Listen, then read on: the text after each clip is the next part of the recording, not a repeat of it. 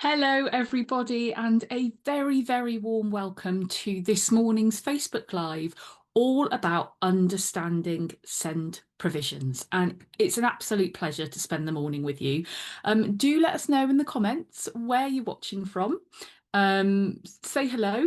Especially if you're anyone I know. I love seeing people I recognise in the comments. So do say hi. And in a moment, we will get going with the main event, which is talking all about provision in SEND and what it is. Now, of course, we will be talking about the white paper as well. And you may have caught my Facebook Live just a couple of weeks ago all about the white paper. Now, if you didn't see that, I'd encourage you to hop on over to the Sunshine Sport YouTube channel where you can watch all of that again, because it's a real deep dive into the content of the white paper. And if you're sort of unsure as to the content and what's going to happen, that covers the whole thing for you. So do give that a watch. So if you don't know who I am, my name is Kelly Jarvis and I lead and manage the consultants here at Sunshine Support. And it's a privilege of a job to do because I actually work directly with families to get provision right. So whether that is schools or whether it's provision as set out in the EHC plan, provision really is like transformative. And it can make such a difference to a young person and their whole family, actually. So if you see me looking to the side, it's because I've got two screens and I've got my Sunshine Elves giving me your questions. Now, how I'm going to do questions is I am going to come to them all at the end. So I will leave some time, probably about 20 minutes, hopefully, to get through everybody's questions near to the end.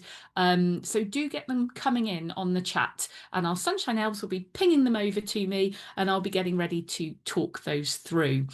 So if you're watching this live or later on replay, you are so welcome here. Hopefully you'll feel it's a really validating space this morning to talk about provision, your experiences and your questions, which are really important. Navigating SEND can feel ridiculously lonely and overwhelming and confusing, but you don't have to do it alone. That's why Sunshine Support exists. That's why all of us who work there exist. And I often say, actually, that I love my job so much, but I am frustrated we have to exist because provision of everything is the most confusing minefield to navigate because you don't know what you're entitled to. You don't know the difference between the jargony names of different types of provision. There are lots and lots of myths about, Section I of an EHC plan and how that can be populated. I'm here and my team are here to take you from confused to confident. And if you leave with nothing else today, I want you to leave with a feeling of being informed and supported and validated, and most of all, more confident in the path ahead for your child or young person. So, as I said, let me know where you're watching from, say hello, pop your questions in the comments at any time, and I will do a dedicated Q&A at the end. And of course, if anything feels relevant to your situation or the situation of anybody else that you know, please do jot it down, bookmark this live, send it, tag your friends, tell them to come along and watch, because hopefully today we're going to get through quite a lot of information about not only provision as it stands now, but also the implications of the SEND white paper and the future plans for how provision is going to work within England come sort of 2028 and onwards. So what will be if I can speak, just have a little drink. I've got a typically scratchy throat today, so I apologise if I'm a bit coughy.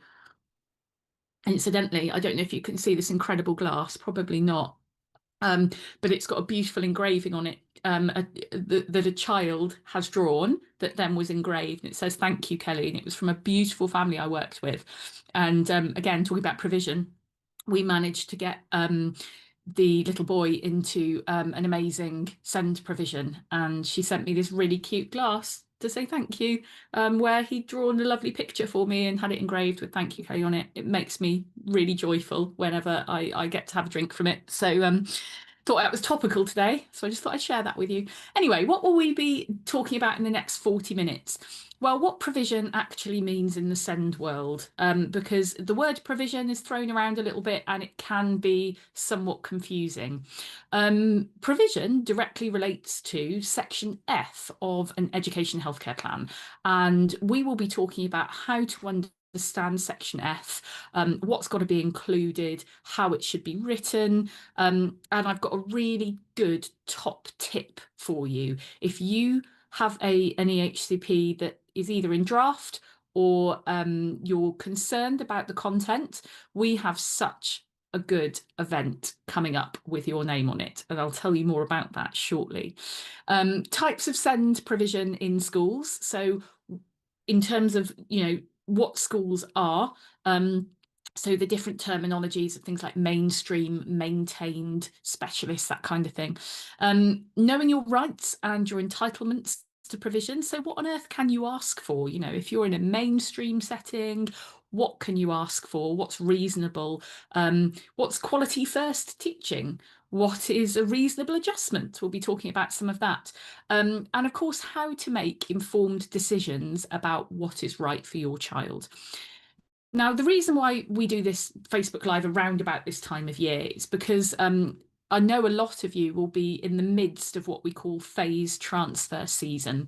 And that is where, if you have a child in year 6 and they're going to year 7 in September, or you've got a child in year 11, they're going to post 16, or even a really teeny tiny in nursery who's starting in reception, you will have either received a plan by now, if you're key stage 1, 2, or 3, or 4, about where you're going to go in September. That was meant to be done by the 15th of February. If you're in year 11 going into post 16, you will be receiving that notification by March the 31st. So I mean, I'm saying you should have received this plan if you're in year 6 into year 7 or etc.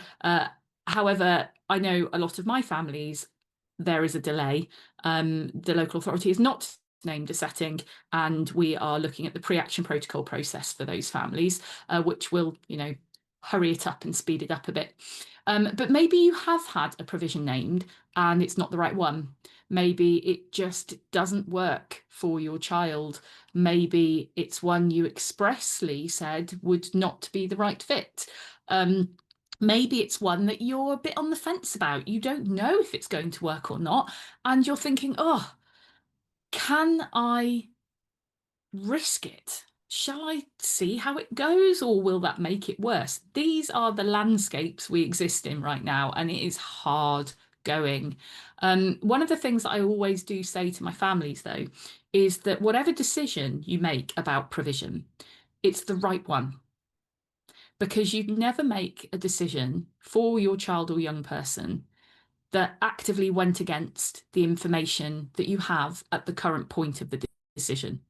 You will be utilising everything possible that you can and that you know about your youngster to make the decision that you feel in your heart is the best one. And, hindsight and things change and all of that. But right now in this moment, be confident that you are the greatest advocate for your child and the decision you make is the right one right now. What do we mean by provision then? So in the SEND world, provision simply means 3 things, essentially. 1, the support your child requires in order to have their needs met. It means the way that support is delivered. So who delivers the support, how frequently, what it looks like for your child. It means the resources, the strategies, the interventions that might take place. And these are, plentiful, absolutely a spectrum of different things that could be included in that section. So what type of things might there be in Section F of a plan? a detail about whether your youngster needs one-to-one support or small group support. You've got to be watchful of some of these words that lurk in section F that actually mean the plan isn't enforceable by law. And there's things like small group support, which need to be much more specific in terms of how small the group needs to be. Is it all the time? Is it just for certain things? Who leads that small group? Is it an intervention? Is it a small learning group? You know, what's going on? And these things can be really, really hard to spot if you don't know what you're looking for. Speech and language therapy is specified in section F, and you will maybe have a little argument with the local authority about therapy in section F. Never accept the blanket explanation that all therapy is a health provision. It is absolutely categorically not. There are very, very specific reasons why therapy can be an educational provision. And we will be going through some of these in our upcoming week of SEND. Now, week of SEND starts on Monday. We are so excited here at Team Sunshine. We are trying to sort of stop ourselves from practicing our content every day and, you know, really getting in the spirit of the week, because it is a whole week full of webinars, seminars, question and answer sessions. It is just going to be fabulous. And if you haven't signed up already, do so. You sign up through our Sunshine Academy page, and I know there'll be elves in the chat popping the link on for you.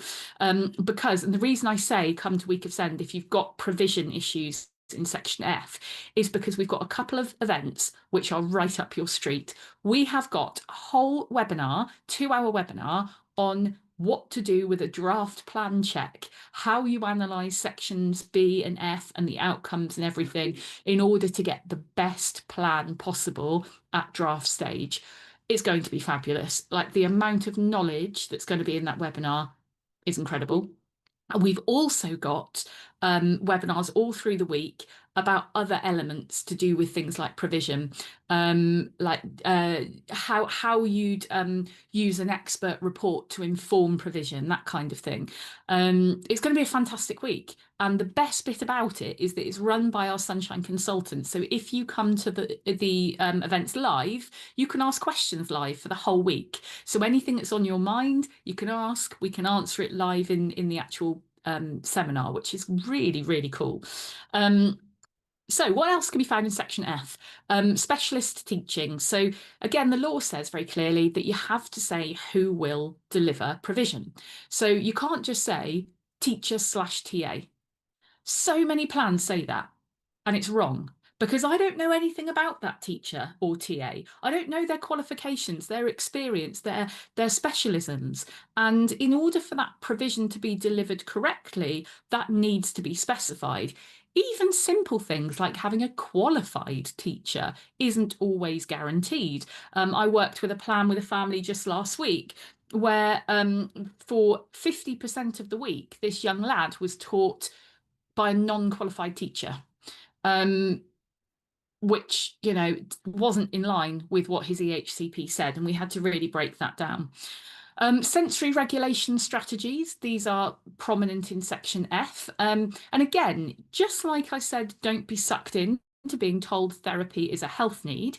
Don't be sucked in to being told sensory regulation strategies are a reasonable adjustment or quality first teaching. Everybody gets them, don't they? They don't. They don't. The only way to really legally ensure that provision is delivered is through an EHC plan and through section F. Provision isn't optional. And I know, and I say this with fondness, because if you know anything about me and my background, I used to be a teacher. I've wanted to be a teacher for my whole entire childhood. I was that kid who lined up, you know, stuffed creatures and did a register. You know, that was the level of teacher nerd I was back then. And I still love teaching. I love education. I love I love unlocking potential in our most challenging learners, most of all, because gosh, haven't we got some amazing neurodivergent minds amongst our learners with SEND? I love teachers. However, no two schools are really the same in terms of what they will actually do when it comes to sensory regulation strategies. We have schools who ban fidget toys. Yeah.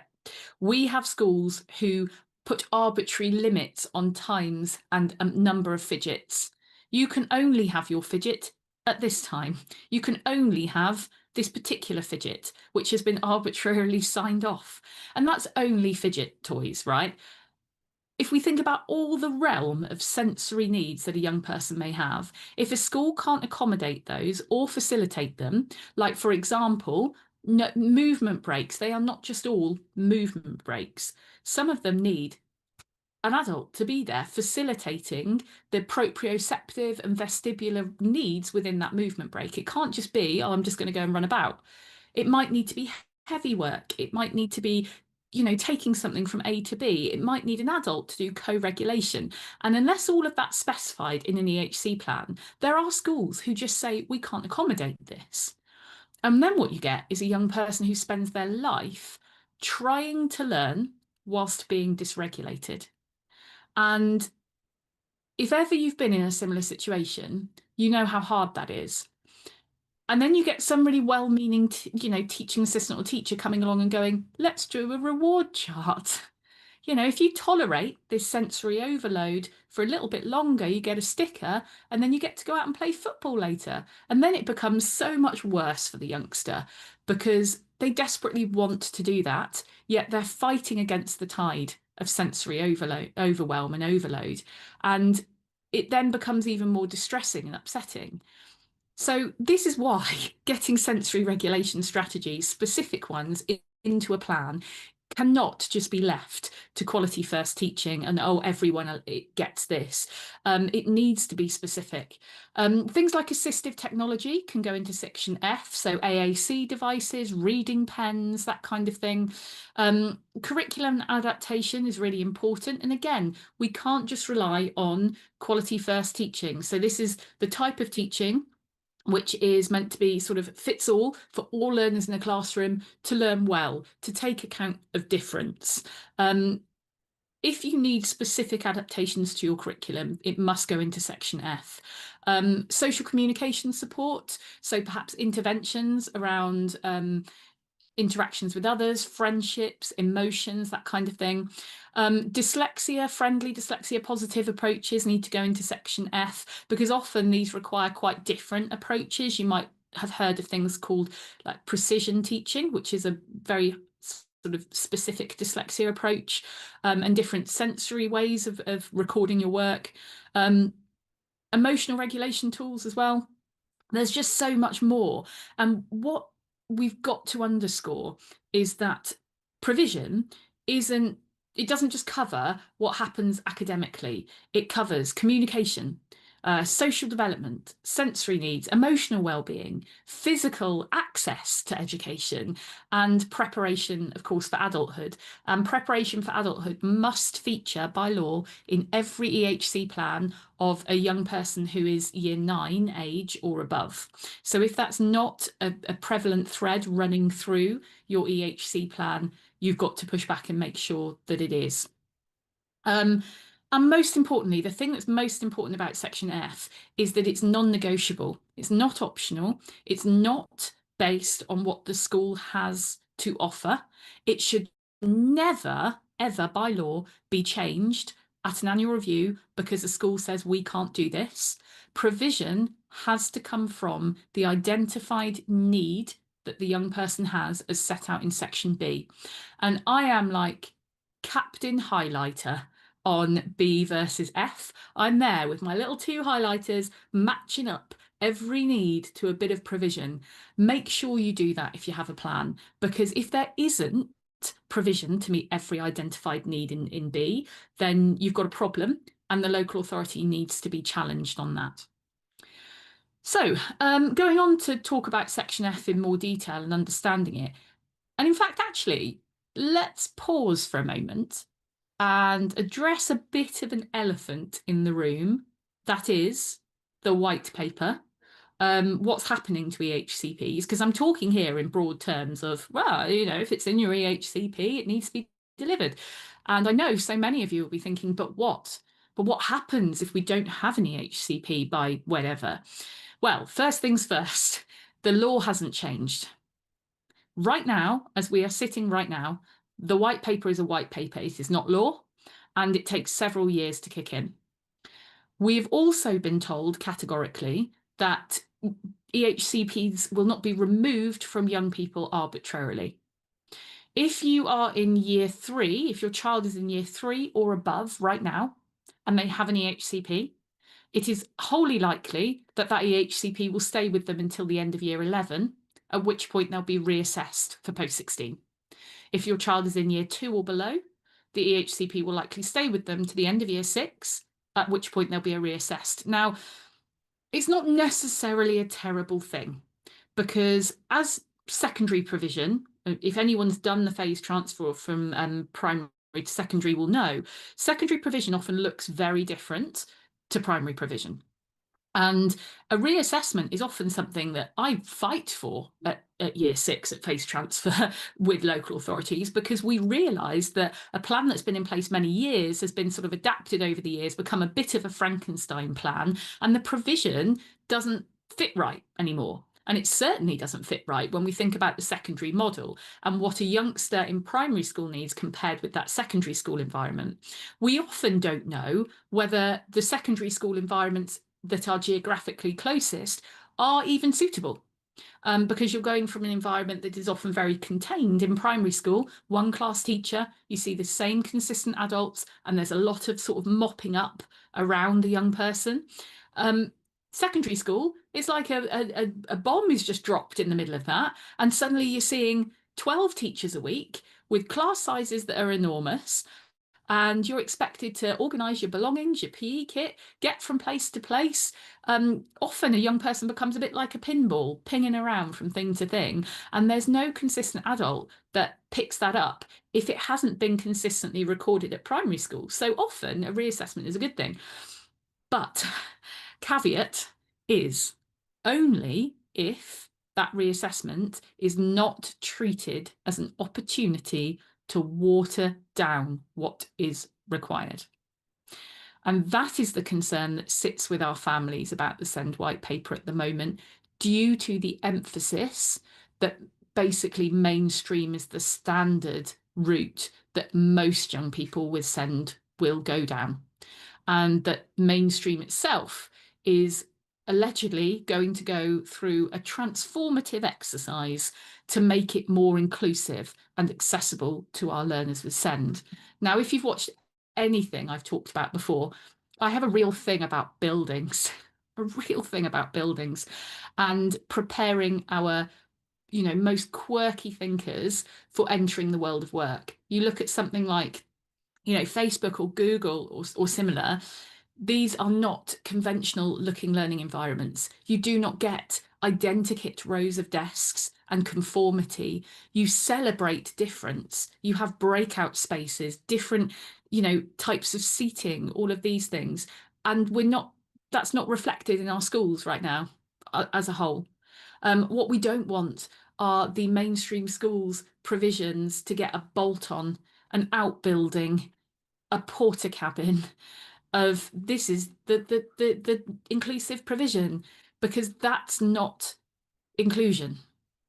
And that's the thing I think that is the biggest worry for our SEND community, like right now, I think. It's about what that actual model looks like. So a big thing that I want to underscore as well about EHCPs is, therefore, if you don't have one and you're on the fence about whether you should apply, now is the time to apply. Because if you then secure one, you could potentially have multiple years of provision for your youngster that otherwise you wouldn't have. And that can be really transformative. It really can. I'm not saying that it will cure difficulty in any way, but it will be transformative if it's there, and as opposed to not there. So I mentioned a really cool event we've got coming up. It's my favourite event, this and PDA Day, my favourite ones. We have our EHCP workshop day on the 27th of March, and it is in person in Derby at our beautiful Sunshine Hub. and I will be there. I'm running the day with my consultancy team. You get lunch, you get like validated in a community who just really get what you're going through. But the most important and thrilling bit, I say thrilling, I'm probably bigging us up too much, but the most important and useful bit is you have a whole day's access to our consultants. So you get to ask us direct questions relevant to your case. We don't just sort of give generic answers. We sit with you. We go through your evidence with you. We tell you how to extract your evidence to create a beautifully thorough EHC needs assessment application.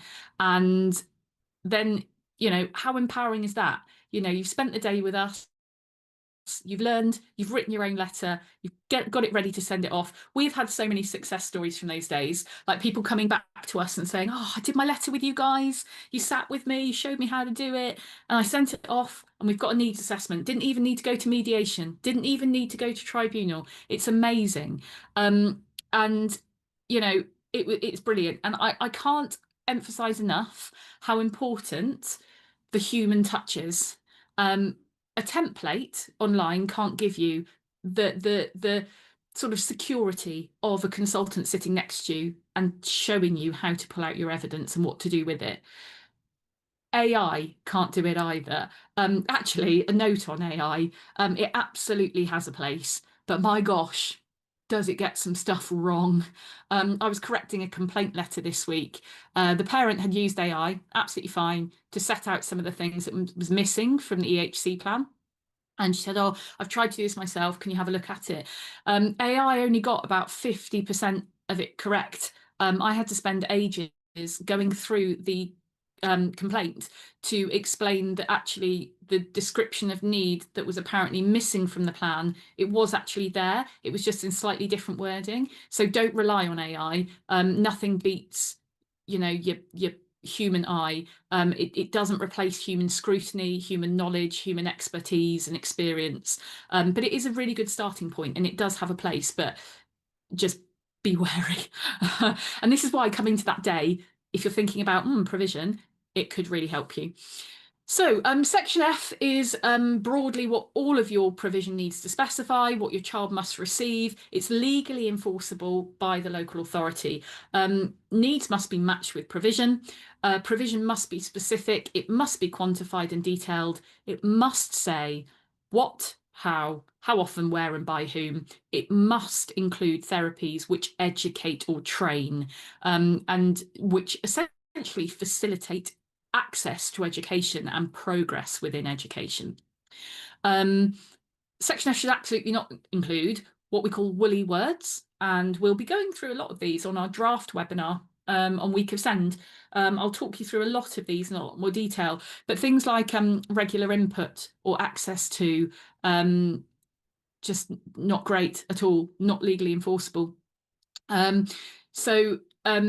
Why is this important? Well, if a school is not delivering the provision as it's set out in the plan, then you can engage the pre-action protocol process, which is the first stage of the judicial review process, where under section 42, you can say this provision is not being delivered.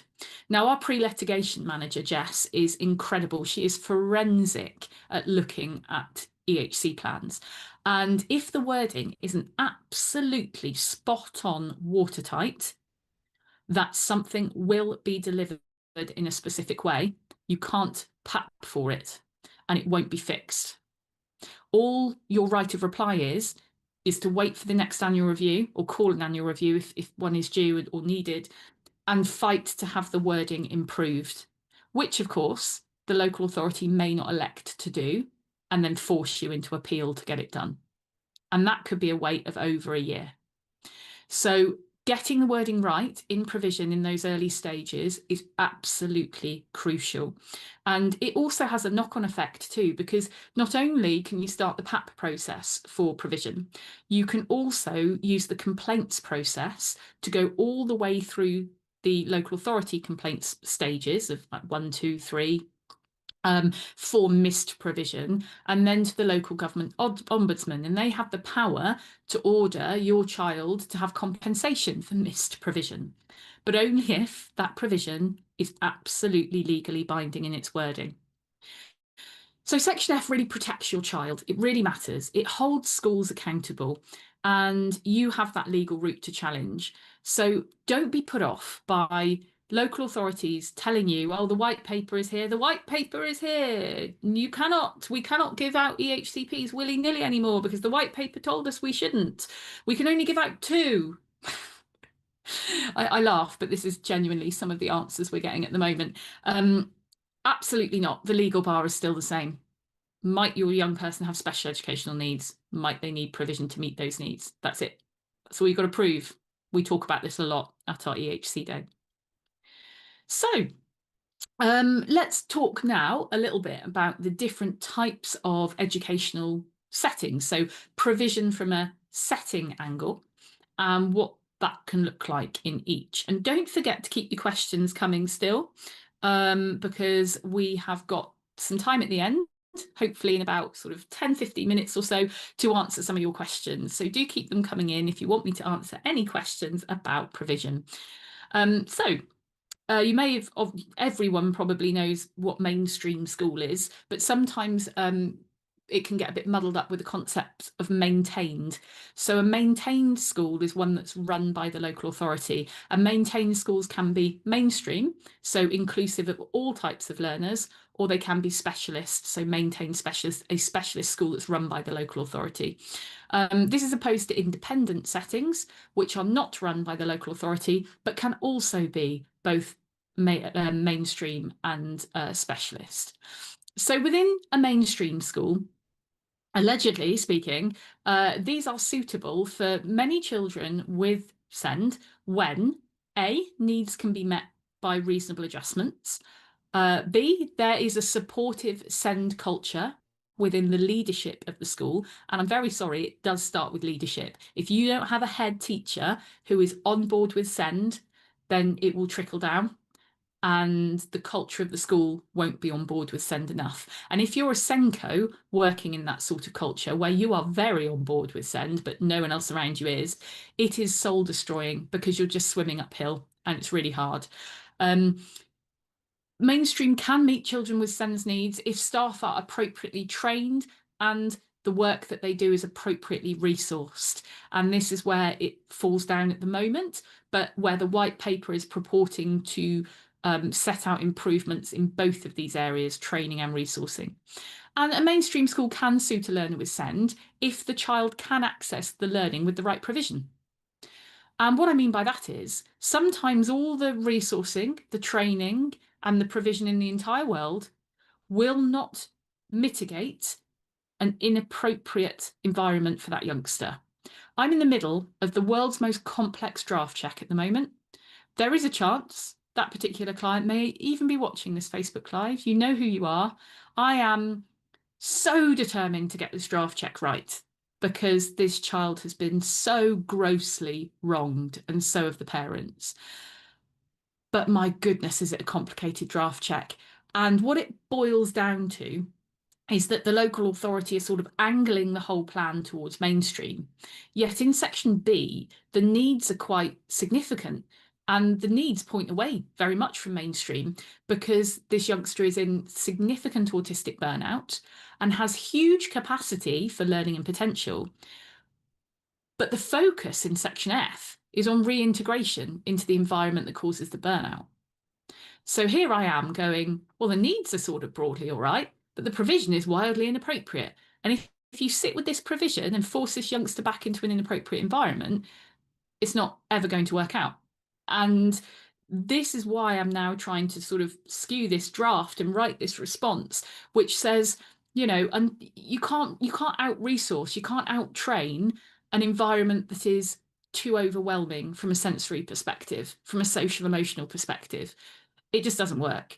And for those youngsters, mainstream may not ever be okay.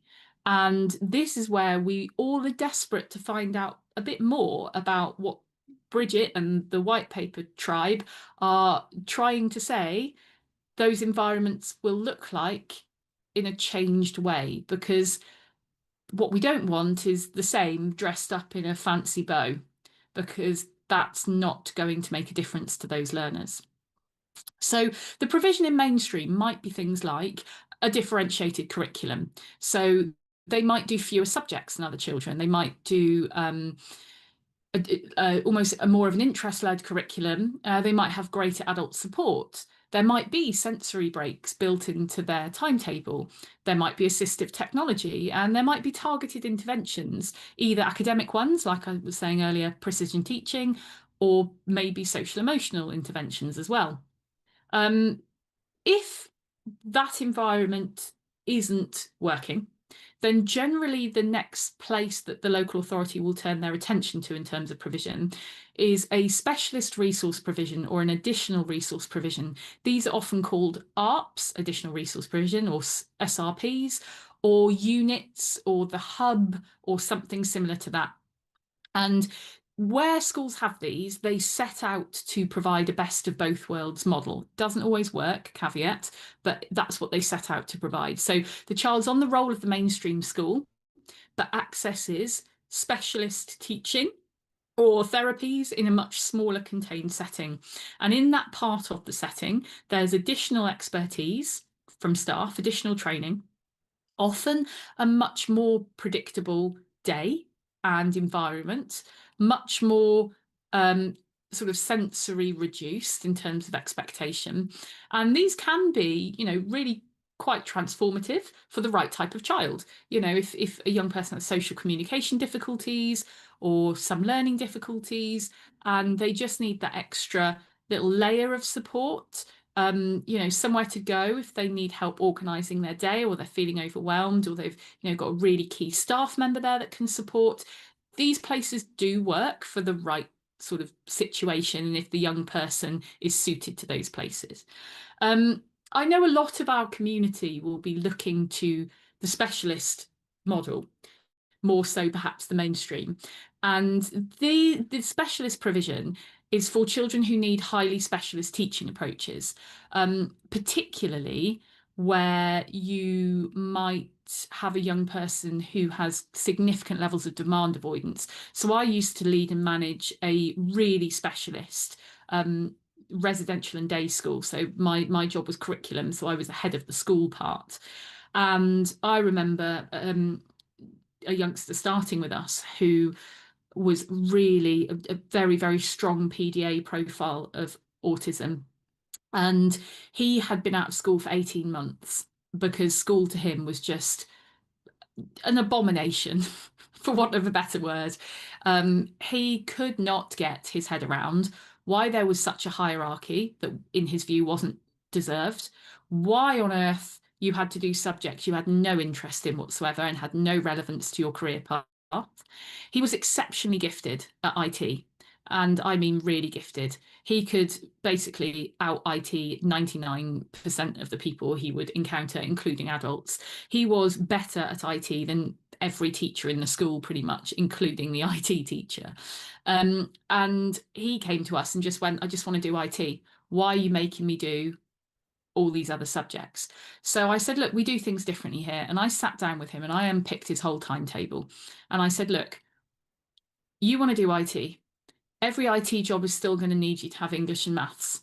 So let's think about what you need in order to get onto the next stepping stone of where you want to go. And this lad ended up doing a timetable that was 50% IT. I had him in IT with classes that were 4 years older than him, sixth formers, because he could do it and he thrived on it. He ended up making a prototype of this sort of device that would essentially read your like physiological body signals and things, so that it could communicate by light as to all the other adults around you about how you're feeling in your body. It was amazing. And they went to America and all sorts. And I just thought back to that lad who had not been to school for 18 months, because someone was trying to shoehorn him into a curriculum that was just entirely unsuitable for his exceptional mind. And we worked together. I said, look, we have got to get you through certain things for you to get onto the next step. But there are things that I'm not going to make you do. And if Ofsted walk through the door, I can justify that by all of this record keeping that we've done. And that's what special schools can sometimes provide that mainstream schools cannot. Additionally, things like really low demand sensory friendly environments. Sensory stuff in a mainstream school is often quite bolt on. A blackout tent, a movement break, a wobble cushion. Sensory accommodations in a specialist environment are there all the time for all young people. It's true inclusion because just rooms are set up to be sensory friendly rooms. You know, there's easy exits to be able to get out and out into a space outside. There's no long corridors, there's no bells. All of these things that are just normal aren't in that specialist environment. And of course, you have a significantly lower student staff ratio. So being able to easily access staff and have staff that are highly attuned to you and your needs is really key. Because again, in that really complex draft check I'm doing at the moment, the girl involved, she just simply can't ask for help. She can't articulate when she needs help. Yet her plan in provision has been written to say, oh, she'll use timeout cards. She'll use colours to indicate when she needs to go outside, when she needs help. She won't do even that. She can't do even that. That's her whole makeup of need. Staff have to be attuned. There has to be more staff around her so that they can see when she needs help and step in and take action so that she feels safe and secure and that she doesn't have to verbalise those things herself. It's so powerful. And then, of course, we have provision for those youngsters for whom school, in a conventional sense, even specialist schools, is not appropriate. Children who need alternative provision. So these are youngsters who struggle really significantly with mainstream expectations and the environment. They might need considerable therapeutic approaches and intervention, really trauma-informed and trauma-led provision. Highly individualized approach. So things like forest schools, farm schools, etc. AP shouldn't ever be the default solution or situation. It must be planned. It must be appropriate. It must be reviewed because APs really vary, and sometimes it can feel like it's a bit of a sort of bolt on, like the local offer from the local authority is limited and it's meant to just sort of solve all problems, but actually it needs to be the right fit for youngsters. It can't just be anything. We can't just assume that a youngster who feels very sort of alienated from a school experience will naturally enjoy forest school, because it doesn't work like that. So it really does have to be unpicked. There is no one size fits all at all. You know, we have to ask ourselves, what is it about the environment that will help our child feel safe? Where will they learn best? What provision can each different setting actually deliver? How trained are staff for my child's needs? What does my child's voice tell us? That's really important. And we'll delve into some of these things in more detail in our week of SEND, because there's even law, there's case law, which leads to essentially a placement being deemed as unsuitable if a child has an intractable opposition to attending there. And this is really key case law if you've had a placement named that you don't agree with. You're entitled to express preference for any school, including out of area and independent settings. The local authority's obligation to consult with different settings varies. And again, this is something we'll be going into more detail about in Week of Send. And we do have a really good resource on our website, which is a brilliant tick sheet of all the things you need to look for and ask for if you are going to look round a setting. And often parents say to me things like, oh, Kelly, like, how do I know? How do I know that this will be suitable?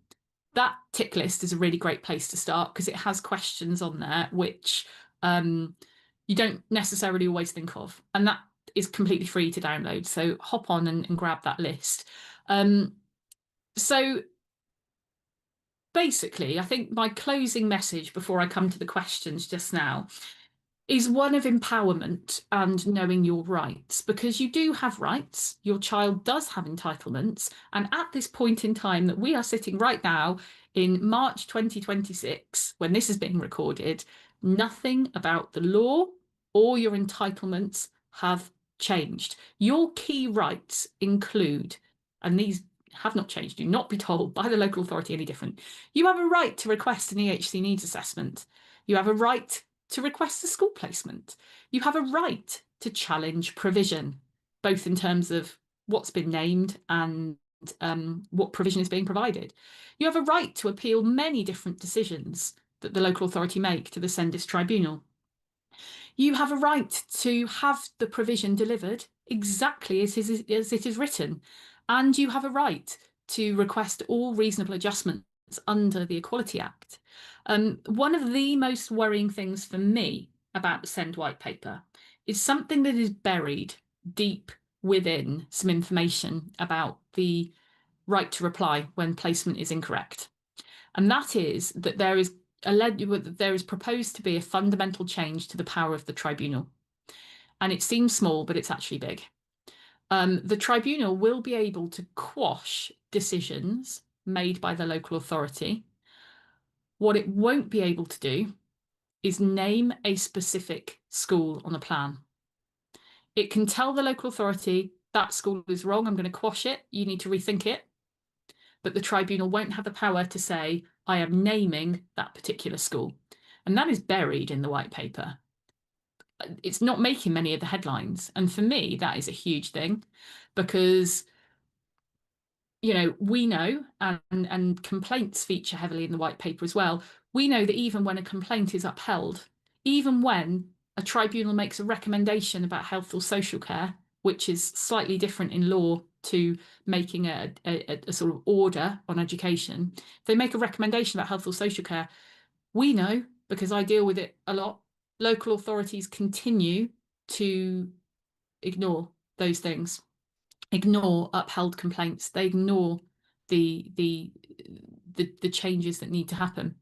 I'm working with one family who we went through the complaints about missed provision, non-delivered provision in the EHC plan. We went all the way to the Ombudsman. The Ombudsman awarded the young person £6,000 compensation. The local authority had to pay them £6,000. Did the local authority then make the provision on the plan? No, they did not. So guess what? We did another complaint, exactly the same, took it all through the stages to the LGO, and then the LGO awarded that young person £4,000 of provision because it was just for a shorter amount of time. The local authority have just paid it again. And here we are again saying, okay, so when's the provision actually going to start? Mad. Please know that you're never asking for too much. You're asking for what your child needs to thrive. It's so important. It makes the difference between whether your youngster not just enjoys an enriching academic curriculum, but it could make the difference as to whether they become thriving members of society, independent young people who enjoy an age-appropriate life. It's huge. It's huge business. It really is. And this is why we want to really give you that level of empowerment about your rights and how those haven't changed. So I'm going to come to the questions. Right, I'm going to come to the questions. Okay, we have the first question. I've answered this one. Will the SEND white paper mean that Section F will be put at risk? And that's from our watchers over at YouTube. I mean, like I've said, broadly speaking, it's going to change the fabric of the EHCPs, because provision will be set out in what's called an ISP, first of all, before a need is established for an EHCP, and the ISP is not legally binding. So if you're in a rat bag school where they don't get SEND, where the head teacher is more preoccupied with everyone wearing the same size sock and etc., I think it is a worry. So that's all I have to say. about that right now. So next question. We have gone to tribunal and I'm so worried that the SEND caseworker will go back and say her findings and have it go back to panel, and then I have to go to tribunal and ask for the EHCP to be put in place. Okay. I'm not 100% sure what that question is asking. I think what you might be saying is that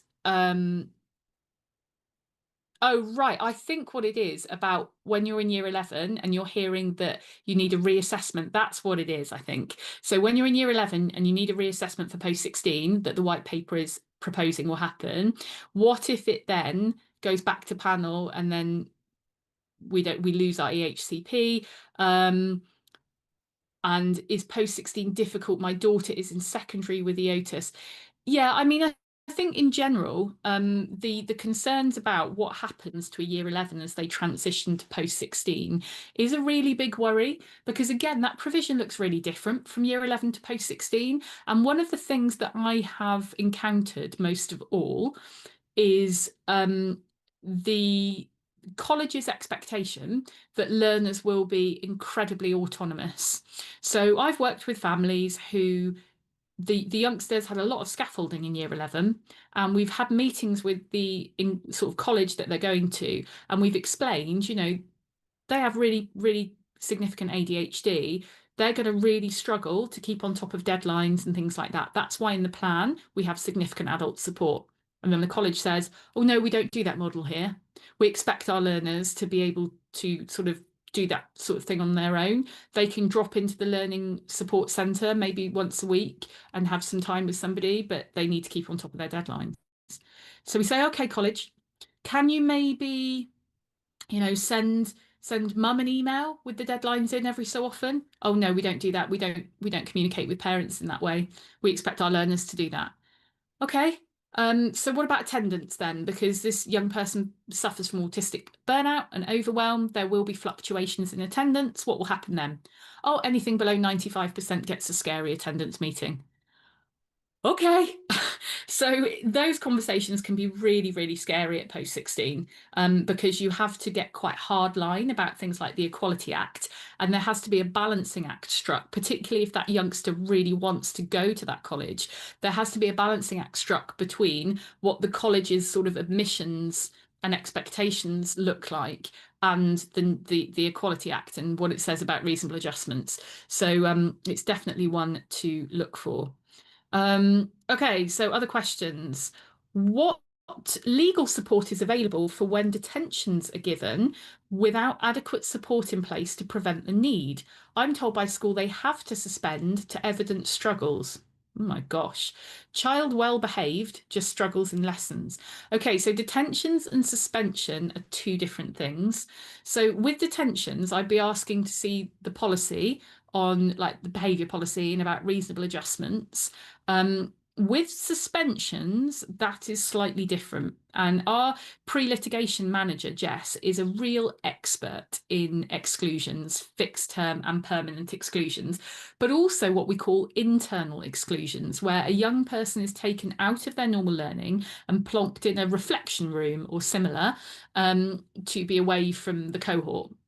Often, and it does take individual unpicking, often those types of exclusion, when there is a known need that you can evidence that has, say, caused the behaviour. I'll give you an example. ADHD, meaning that keeping on top of homework is an absolute nightmare, and you get this arbitrary approach to homework, which is one missed homework equals a detention, one missed homework equals an internal exclusion, and there's no acknowledgement of the impact of the young person's disability.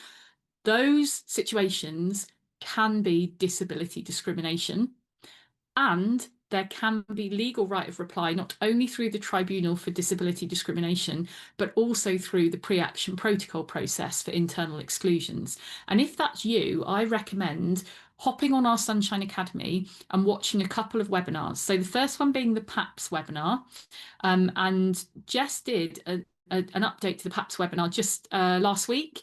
That will be going on to the Academy in the next month or so. Similarly, I did a disability discrimination webinar a few weeks ago, and that will be going live on the Academy in a few weeks as well. Those are the 2 webinars you really want to watch, because they give you everything you need to know about how you address these issues with the school. And they are super empowering and useful.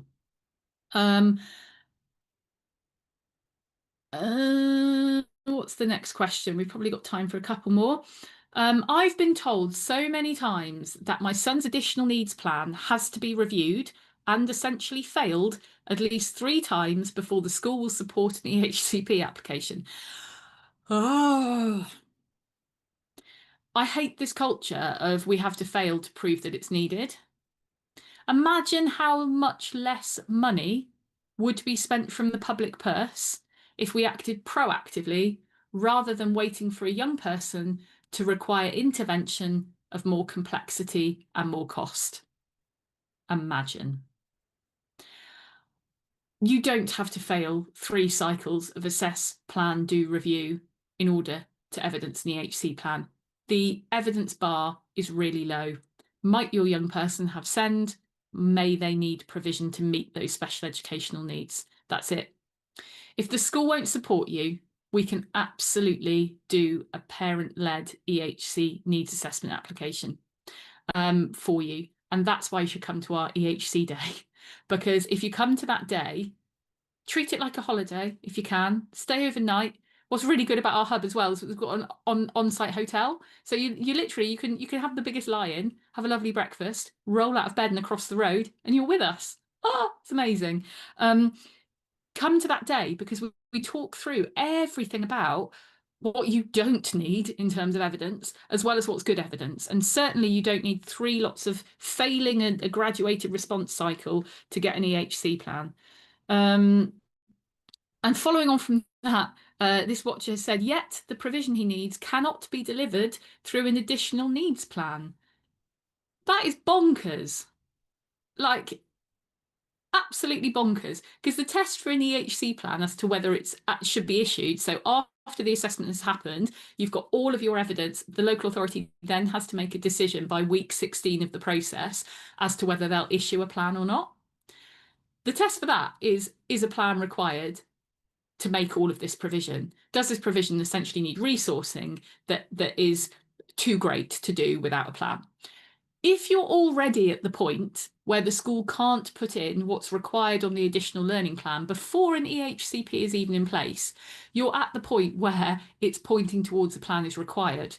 Because if that provision is lacking in any way and it's impeding your child's learning and progress, and most importantly, happiness and well-being, then yeah, I would think a plan is necessary. But I can unpick this with you in person if you come to our EHC day, and I can look at your evidence. And also Week of SEND too. We've got a really good clinic as well as part of our Week of SEND, which is on Friday, I think at 12 p.m. Sign up for that and you get our consultants in the chat with you, answering your questions about your cases. And it's limited as well to the amount of people that we put in the room, so it's not overwhelming in terms of too many people. That would be what I would wholly recommend. Anyway, thank you so much for spending this time with me this morning. Understanding SEND provision can be a really winding and confusing journey, but you're not expected to navigate it alone. You deserve absolute clarity. Your child deserves support that genuinely meets their needs and is not lip service. And together, we can make sure you feel confident in terms of advocating for that. That's why the Week of SEND in particular is so empowering. If you found today helpful, please do share it with anyone who you think may benefit. Return to it whenever you might need a bit of a reminder. Download that questions to ask a placement list from our website. And as always, come with questions, leave with confidence. It's become a bit of our motto. And I hope to see you again on the next Facebook Live. And most importantly, come and say hello during our Week of SEND. So